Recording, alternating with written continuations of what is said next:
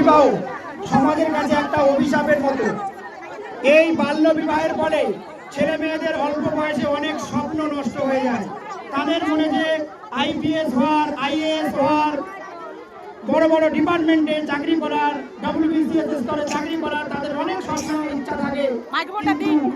গ্রামের মানুষের এই অজ্ঞতার কারণে তারা বাল্য বিবাহের শিকার হয়ে পড়ে, যার ফলে তাদের স্বপ্নের অবমৃত্যু ঘটে।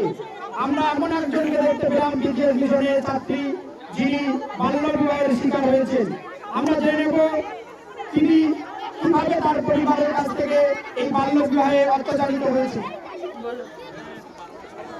স্যার, আমি ক্লাস 7 এ পড়ি। আমার বাবা মা আমাকে জোর করে বিয়ে দিয়ে দিতে চাইছে। আমি বিয়ে করতে চাই না স্যার, আমাকে বাঁচান। আমি পড়াশোনা করতে চাই, আমি নিজের পায়ে দাঁড়াতে চাই স্যার, আমাকে বাঁচান স্যার। তা না হলে আমার বাবা মা আমাকে বিয়ে দিয়ে দেবে স্যার। আমি সেই জন্য আমি বাড়ি থেকে পালিয়ে এসেছি স্যার, আমাকে বাঁচান স্যার। বিজেএস মিশনের তরফ থেকে দয়া